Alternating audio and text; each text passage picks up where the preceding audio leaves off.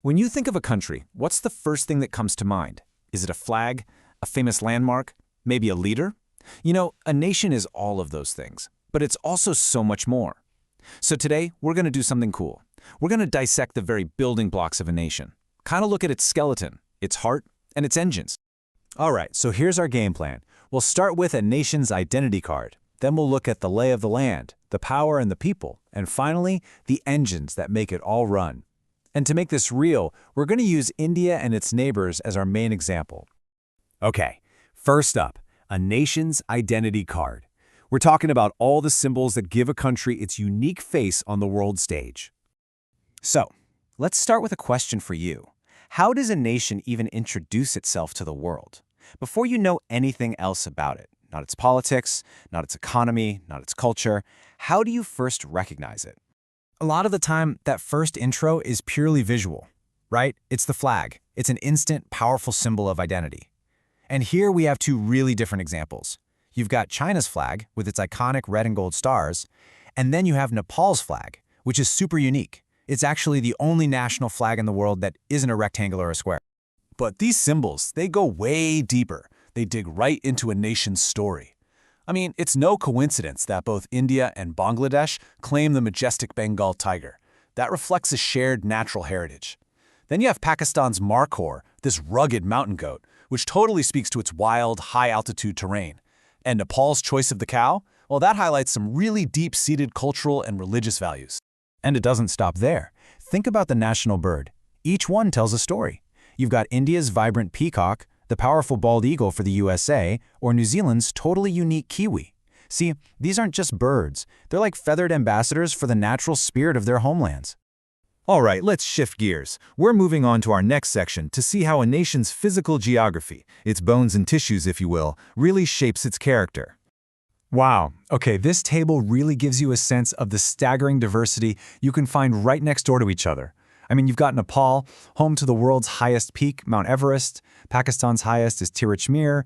And then there's China, this vast nation, sharing a border with India that's nearly 3,500 kilometers long.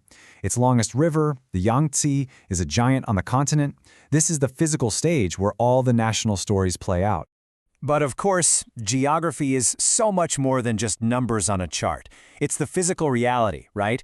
It's the towering mountains, the rivers that give life, and these vast, challenging landscapes, like the Thar Desert, which forms a natural border between India and Pakistan. This kind of terrain shapes everything, from culture all the way to conflict. So how do you even get through that kind of tough terrain? You use mountain passes, or doras. Think of them like natural arteries that cut through otherwise impossible mountain ranges. The Karakoram Pass is a perfect example. For centuries, it was a vital part of the Silk Road, a major channel for trade, for ideas, and even for armies. These passes are literally the strategic gateways of a nation. All right, we've covered the symbols and the physical body. Now let's get to the nation's core, its systems of power, its laws, and the people it looks up to as heroes. This is really the heart and soul of the country. So every modern nation has a rule book, and for a lot of them, that's a constitution. It's the foundational code. And if you look at India's, you see articles that guarantee these fundamental rights like equality and free speech. But you also see articles that provide mechanisms for stability, like how to declare a national emergency or even how to amend the constitution itself. And behind these powerful documents are equally powerful people. Dr. B.R. Ambedkar was the chief architect of the Indian Constitution. His memorial site, Chaitya Bhumi, isn't just some monument. It's a powerful reminder of the human effort and the incredible vision it takes to build the legal framework of an entire nation. But a nation's spirit isn't just defined by legal text, right? It's also forged in the fire of its struggles. This famous quote by freedom fighter Bal Gangadhar Tilak, "Swaraj is my birthright and I shall have it." I mean, it just captures an entire movement's determination in one single powerful sentence. These kinds of words become part of the national psyche. And that fighting spirit, it evolves. It finds new champions. Today, that same national pride is often channeled through modern heroes on the sporting field. And their nicknames, like Hitman for Rohit Sharma or Supermom for Mary Kom, they become legendary. These folks aren't just athletes, they're symbols of excellence on the global stage. Okay, let's move on to our final section and take a look at the engines that drive a modern nation forward. Its industries, its infrastructure, and its economic frameworks. You know, sometimes a single number can tell a massive story. The fact that India has the fourth largest railway network in the entire world, that speaks volumes about its scale, its history, and the sheer challenge of connecting over 1 billion people. It's truly one of the great engines of the nation. And this engine didn't just appear overnight. It's been built up over almost 170 years, from that very first train ride back in 1853 to creating the Railway Board to nationalizing the whole network after independence. This timeline just shows a constant process of growth and integration. Another key engine is a country's top-tier industry. In India, the most elite public sector companies are called Maharatanas, which means great gems. But let me tell you, this is not an easy title to get. This slide breaks down the incredibly tough financial and performance rules a company has to meet. These are the real economic heavyweights. And here, we can see how a government actively tries to tune those engines.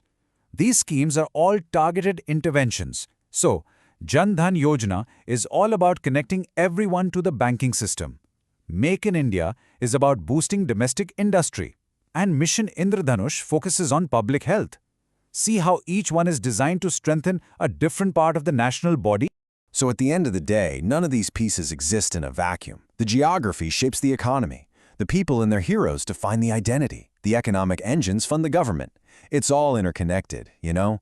It's all pulsing together as one single living entity, the nation. And that leaves us with one last thing to think about.